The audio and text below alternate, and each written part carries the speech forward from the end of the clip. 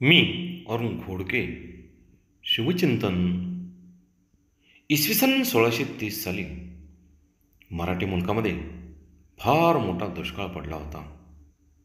या दुष्काळाचे परिणाम मराठी मुलकाला प्रदीर्घ काळ भोगावे लागले होते. बादशाहनाम्यातील उल्लेखाप्रमाणे या दुष्काळामध्ये दक्षिण देश निदान एका पिढीपर्यंत तरी दरिद्री राहिला असा उल्लेख आला.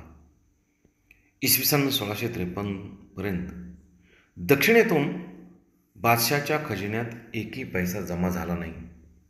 एवढेच नव्हे तर स्थानिक प्रशासनाचा खर्चही या प्रदेशाला करता आला नाही. बादशाहनाम्यात इसवी सन 1630च्या या दुष्काळाचे भेदक वर्णन केले आहे ते असे: भाकरीच्या तुकड्यासाठी लोक स्वतःला विकून घ्यायला तयार होते, पण विकत घेणाराच कोणी नव्हता.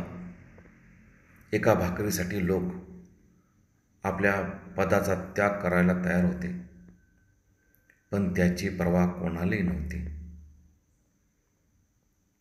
शेवटी दारिद्र्य इतके सिगेला पोचले की माणसे माणसाला खाऊ लागली आणि पुत्रप्रेमापेक्षा त्याचे मांस पित्याला प्रिय वाटू लागले.